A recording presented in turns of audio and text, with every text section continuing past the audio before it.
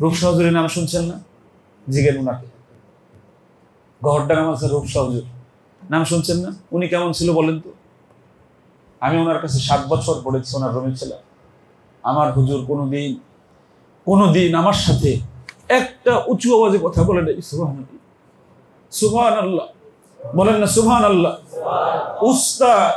উস্তাদ হবে এরকম যে উস্তাদ আমি মরে যাওয়ার পরে আমার কথা বলার সময় আমার ছাত্রের দু চোখ দিয়ে অযোধ্যারে পানি ধরতে থাকবে, প্রতিটা মোনাজাতের মধ্যে আমার চেহারাটা বেশি উঠবে। উস্তাদ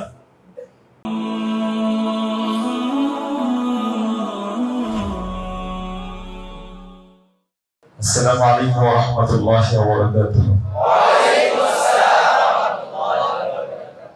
কোট করেন, এই মাত্র যে কথা বলেছি কোট করেন, এই বিষয়ের উপরে কথা বলবো।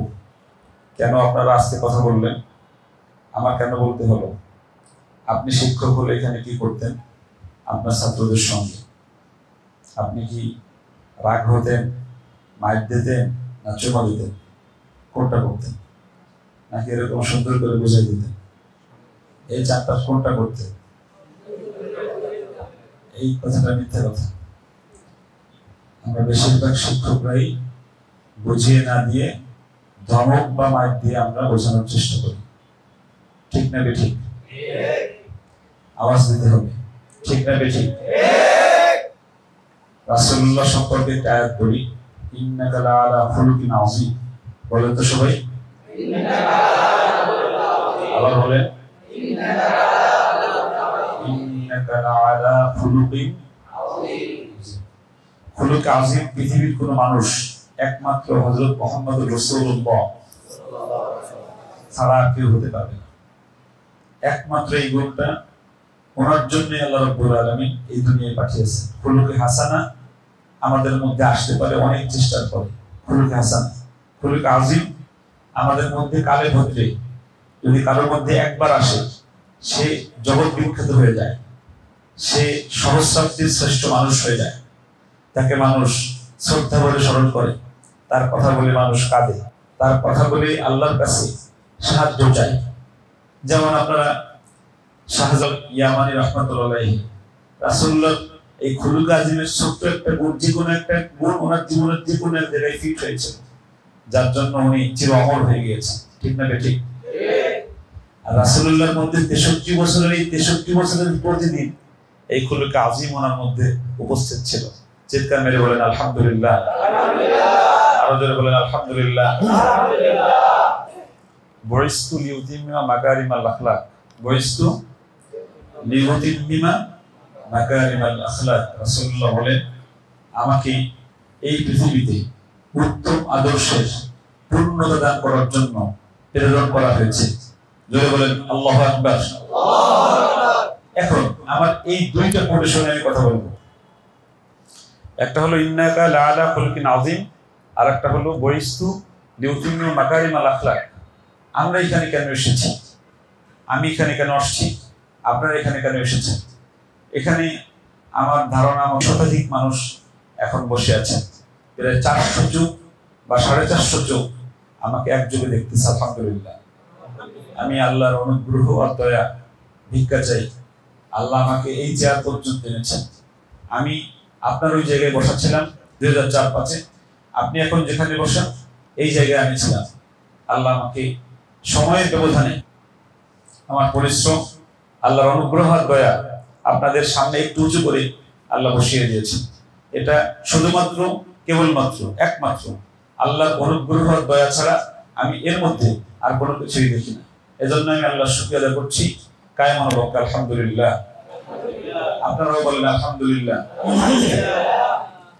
এই জায়গা রায়হানের ওই কথাটা বলা যায়, এত ভালোবাসো কেন মালিক আমায়, এত ভালোবাসো কেন মালিক আমায়, আমারে কণ্ঠে তুমি তোমারি বাণী তুলেছ, বুকের দেরাজ তুমি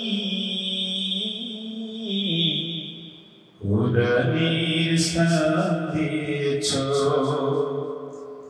এত ভালোবাসা কেন মালিক আমায়, কি করে শুকর তার করি আদায়, এত ভালোবাসা কেন মালিক আমায়, এত ভালোবাসা কেন। পৃথিবীর দিকে দিকে অজুদরিতে, কণ্ঠে আমার নামে তোমার গীতে, তৌফিকে তোমার নিয়ামত বেশুমার, তৌফিকে তোমার নিয়ামত বেশুমার, তুমি পড়ে মন সিজদায়, এত ভালোবাসো কেন মালিক আমায়,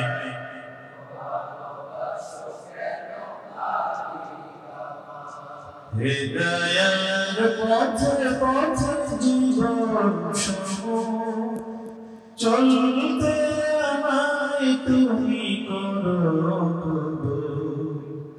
কুরআনে যাই তোমাকে যেন পাই, বলতো কুরআনে যাই তোমাকে যেন পাই, পথে চলি তোমারই আশায়, এত ভালোবাসো কেন মালিক আমায়, এত ভালোবাসো কেন মালিক আমায়। আরেকটু ভালো করে মোহাম্মদে বলে, আমারই কণ্ঠে তুমি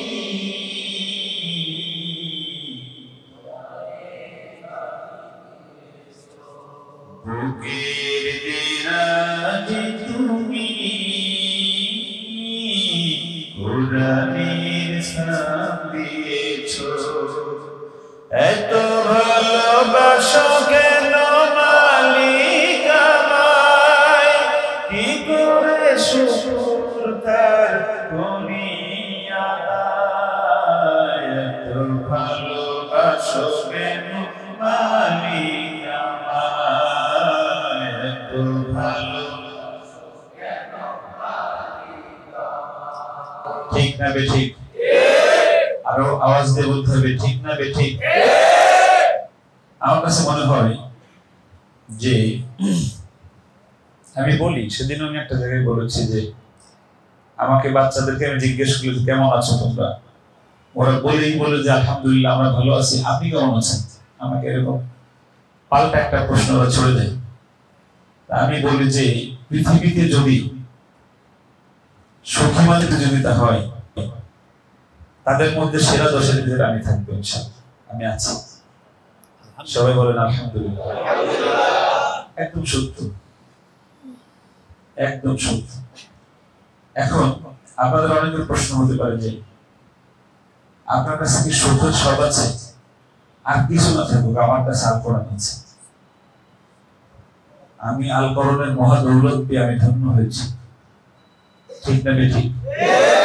এটা আমার গর্বের জায়গা, এটা আমার চূড়ান্ত গর্বের জায়গা যে আল্লাহ আমাকে খায়রুকুম মান তাআল্লামাল কুরআনা এর মধ্যে আল্লাহ আমাকে রেখেছেন।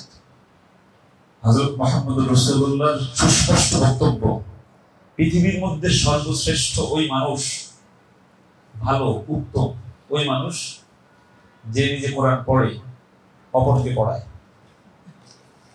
এই কথাটা সত্য না মিথ্যা? তাহলে তো আমি সেরা 10-এর ভিতরে আছি, আপনিও আছেন। চোখ বন্ধ করে শুধু আল্লাহকে স্মরণ করেন, দেখবেন পৃথিবীর সবচেয়ে সুখী মানুষ আপনি। কারণ যদি আমরা এই কোরআনের, আপনারা যে পবিত্র চেতনা এখানে এসেছেন, এখানে আপনারা যেই পবিত্র চেতনা এসেছেন, চেতনাটা কি? জাতির, এই বাংলাদেশের এই জাতির 6 বছর 7 বছর 8 বছর 10 বছরের নাবালেগ নিষ্পাপ শিশুদের কি আল্লাহর কোরআনের সাথে কিভাবে লাগানো যায়, কিভাবে তাদেরকে ওয়ারাত্তিলিল কোরআনা তারতিলা, এই কোরআনকে কিভাবে শিক্ষা দেওয়া যায়, এই পবিত্র চেতনা এখানে এসেছেন। এই অবস্থায় যদি মারা যান বিনা হিসাবে জান্নাতে চলে যাবে। আমার একটাও কথা নাই, এখানে সব কথা আল্লাহ এবং আল্লাহ রাসূলের, ঠিক না বেঠিক? এই অবস্থায় যদি আপনি এই দুনিয়া ছেড়ে চলে যান, তাহলে আপনি বিনা হিসাবে, একদম কোনো হিসাব হবে না, বিনা হিসাবে আপনি জান্নাতে চলে যাবেন। সুবহানাল্লাহ। এরকম একটা পবিত্র চেতনায় এখানে এসেছেন। প্রিয় ভাই, আমি আপনাদের বলি, আপনাদের মধ্যে যারা আছেন, এইখানে একটা অটো ভাড়া নেবেন, আপনার কাছ থেকে 150 টাকা নেবে বা 200 টাকা নেবে।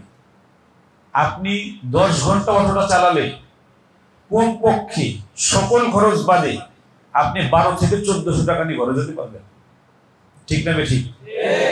এরকম বলদ এখানে একজনও নাই যে অটোটা চালাতে পারবে না। আমার কথা ঠিক না বেঠিক? আপনি যদি সর্বনিম্ন 1000 ধরেন, 30,000 টাকা, আর আপনি যা শিখতে আসছেন এখানে, এটা শিখে আপনি যেখানে যাবেন আপনার সর্বোচ্চ বেতন দেবে 10,000। এখানে কেন আসছেন জানেন?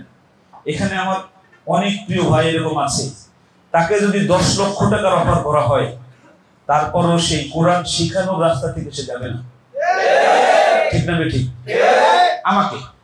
আমাকে যদি কেউ বলে যে 2 কোটি টাকা মাসে বেতন দেবে আমেরিকায় গেলে, 2 কোটি টাকাটা একটু আপনাদের কাছে বড় মনে হচ্ছে, আপনাদের কাছে অনেক বড় মনে হচ্ছে, আমার কাছে কোনোভাবেই এই টাকা বড় মনে হয় না। আমাকে যদি 2 কোটি টাকা মাসে বেতন দেয়, আর সাথে উল্টা পাশে লেখা থাকবে যে আমি বেঁচে থাকা পর্যন্ত এই চাকরি কোনোদিন যাবে না, আমি যত ভুল করি এরপরও আমি এই বাংলাদেশে কোরআন শেখানো থেকে আমি আমেরিকায় যাব না,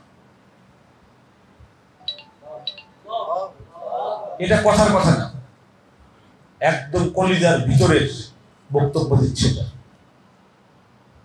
কারণ আমার রাসূলুল্লাহ বলেছেন, যে কোরআন পড়ে, যে কোরআন পড়ায়, এই পৃথিবীর মধ্যে সর্বশ্রেষ্ঠ মানুষ, সর্বোত্তম মানুষ, সবচেয়ে ভালো মানুষ। আল্লাহু আকবার। আমি এই মিছিল থেকে আমি কখনো আলাদা হতে চাই না। আমাকে শহীদ করে সেই মিছিলে শামিল করে নিও, বলো তো, আমাকে শহীদ করে সেই মিছিলে শামিল করে নিও, যেই মিছিলের নেতা আমির হামজা, খোবাইব খাবাব, নবীর ছিল যারা অতি প্রিয়, শামিল করে নিও। আল্লাহুম্মা আমিন। আর জোরে বলুন আল্লাহুম্মা আমিন। আপনারা আল্লামা মরহুম আহমদ শফি হাফিজাহুল্লাহ রাহিমাহুল্লাহ, ওনার একটা বক্তব্য আপনারা শুনেছেন কিনা, মৃত্যুর মাত্র 6 মাস থেকে 8 মাস আগে উনি বলেছিলেন, এটা নেটে এখনো ভাসে। আমি যখনই দেখি এই বক্তব্যটা আমার ভিতরটা ফেটে যায়, এত দরদি কথা, সুবহানাল্লাহ। মানে একমাত্র শাইখুল ইসলাম ওনাকে নাম দেওয়া হয়েছে। ওনার এই বক্তব্যটা আপনারা শুনেছেন, যে উনি বলতেছিল যে আমার তো চলে যেতে হবে, তোমাদেরকে ছেড়ে যেতে মন চায় না। শুনছেন না? সুবহানাল্লাহ। আল্লাহ হুজুরকে জান্নাতুল উচ্চ মাকাম, জান্নাতুল ফিরদাউস দান করে। সকলে জোরে বলেন আমিন। আরো জোরে বলেন আমিন। আল্লাহ হুজুরের আমাদের উপরে ছিল, আল্লাহ যেন এরকম যারা আছেন বড় আলেম, বড় হুজুর, বাংলাদেশের প্রখ্যাত আলেমে দ্বীন, আল্লাহ তাদের ছায়াগুলো যেন আমাদের জন্য দীর্ঘায়িত করে দেয়। সকলে জোরে বলেন আমিন। সবাই আবার বলেন আমিন। আমি হুজুরের কাছে, আমি রায়হানকে নিয়ে গিয়েছি, আমি হুজুরের একদম কাছ থেকে, হুজুরের পার কাছে আমি বসা, হুজুর আমার মাথায় হাত দিয়েছে, রায়হানের মাথায় হাত দিয়ে দোয়া করেছে তেলাওয়াত শুনে। আমি অনেকবার হুজুরের কাছে গিয়েছি। ওনার যে সাদা সিধে যেই কথাবার্তাগুলো ছিল, যেই বক্তব্যগুলো ছিল, আল্লাহ যেন আমাদেরকেও ওই রকম সাদা সিধে মনের মানুষ বানায় দেয়। আবার বলেন আমিন। আবার বলেন আমিন। আমি যেই বক্তব্য থেকে আসছে সেটা হলো যে আমি পৃথিবীর শ্রেষ্ঠ মানুষ, এটা আমার কথা নয়, আমরা পৃথিবীর শ্রেষ্ঠ মানুষ, আমরা যারা এখানে আছি আমরা পৃথিবীর শ্রেষ্ঠ মানুষ, এটা আমার রাসূলুল্লাহ আমাদেরকে বলেছেন, ঠিক না বেঠিক? এখন এই জায়গায় আমার একটা বক্তব্য, সেটা হলো যে একজন শ্রেষ্ঠ মানুষের গুণাগুণ কি কি হবে? একজন মানুষ 1 লক্ষ মানুষের মধ্যে সেরা হবে, এই মানুষটা মারাত্মক বদমেজাজি, এই মানুষটার অশ্লীল ভাষায় কথা বলে, এই মানুষটা 6 বছরের বাচ্চাকে মারতে মারতে বছর করে দেয়, নির্যাতক, এই মানুষটা রাতের অন্ধকারে ছোট বাচ্চাদের সাথে বলৎকার করে, সে সর্বশ্রেষ্ঠ হতে পারবে? জোরে বলেন না, জোরে বলেন। ইন্নাল্লাহা মা'আস সাবিরিন, ইন্নাল্লাহা মা'আস সাবিরিন। যদি সর্বশ্রেষ্ঠ হতে চান, আল্লাহর মধ্যে এই গুণ আছে, রাসূলের মধ্যে এই গুণ ছিল নাকি ছিল না? সর্বপ্রথম যদি আপনি আল্লাহ রাসূলের এই বক্তব্যের মধ্যে মিছিলে আসতে চান, এই মিছিলে যদি থাকতে চান, তাহলে সর্বপ্রথম আপনার ধৈর্যশীল হতে হবে। একটা আওয়াজ দিয়ে বলেন, কি হতে হবে? এরপরে হলো আপনার উত্তম চরিত্র থাকতে হবে, এরপরে আপনার উত্তম ব্যবহার থাকতে হবে। আপনারা আমি যে 3টা গুণ বলেছি, এই 3টা গুণ আমার মধ্যে প্রায় 95% আছে, আলহামদুলিল্লাহ। জোরে বলেন আলহামদুলিল্লাহ। জুবায়ের আমার ছাত্র, ওদের বাড়ির পাশেই আমার মাদ্রাসা, ও অনেক কথা বলেছে। আমি শুধু আপনাদেরকে ইন্সপায়ার করার জন্য, উৎসাহিত করার জন্য আমি বলতেছি, আমি মাত্র 1500 টাকা বেতনে আমি চাকরি করেছি। আপনারা নেটে দেখেছেন, অনেকে আমার এই কথাগুলো দেখেছেন, আজকে আবার আপনাদের সাথে রিপিট করতেছি। মাত্র 1500 টাকা বেতনে আমার চাকরি শুরু হয় 2005 সালের সেপ্টেম্বরের 13 তারিখ। আমি গত মাসে বেতন দিয়েছি আমার শিক্ষকদেরকে, স্টাফদেরকে 30,50,000 টাকা, 1 মাসের বেতন 30,50,000 টাকা। এই মাসে বোনাস সহ আমার মনে হয় 50 লক্ষ টাকার উপরে দিতে হবে এই চলতি মাসে। আলহামদুলিল্লাহ, বলেন না আলহামদুলিল্লাহ। একজন হুজুর, একজন নুরানির শিক্ষক কিভাবে এ পর্যন্ত আসলো? প্রিয় ভাই, এই 3টা গুণ নিজের মধ্যে ধীরে ধীরে বাস্তবায়ন করেছি। আমি অনেক চিন্তা করে দেখেছি, বদমেজাজ দিয়ে এই জাতির সন্তানদেরকে ভালো কিছু শেখাতে পারবো না, বদমেজাজ দিয়ে যে সফল হতে পারবো না। কারণ রাসূলুল্লাহর মধ্যে বদমেজাজের বদমেজাজ লিখতে যে 5টা অক্ষর আসে, এই শুরু যে এই বও আসে নাই, ছিল? জোরে বলেন প্রিয় ভাই, জোরে বলেন ছিল? বদমেজাজ থাকলে আপনি শিক্ষক হয়েন না, আপনার পায়ে আমার হাত, শিক্ষক হয়েন না, বিশেষ করে মাদ্রাসার শিক্ষক হয়েন না, আপনাকে দিয়ে ক্ষতি হবে। আমাদের এই কোরআনের মাদ্রাসাগুলোর ক্ষতি হবে, আপনাকে দিয়ে চূড়ান্ত ক্ষতি হবে। আপনি নিজে মাইর খাবেন, গার্ডিয়ানদের। সেদিন দেখেছি হবিগঞ্জে, আপনারা পত্রিকায় দেখেছেন কিনা, ফেসবুকে, এক বাচ্চাকে মারছে শিক্ষক, গার্ডিয়ান এসে ছুরি দিয়ে কোপাইছে শিক্ষককে, এটা নিয়ে মামলা হয়েছে, থানায় আসছে। সবাই একটু বুকে হাত দেন, চোখ বন্ধ করেন। এবার আপনার সেই চোখ বন্ধ করেন সবাই, এবার আপনার সেই উস্তাদকে স্মরণ করেন যে উস্তাদ আপনার সঙ্গে মোলায়েম কথা বলতো, আর একটা দোয়া দিয়ে দেন সেই উস্তাদকে। চোখ খুলেন, দেখবেন চোখে পানি চলে আসছে আপনার সেই উস্তাদের কথা স্মরণ হওয়ার সাথে সাথে। যে উস্তাদ আপনাকে কুত্তার মতো মারতো, সেই উস্তাদ আপনার স্মরণে আসে নাই।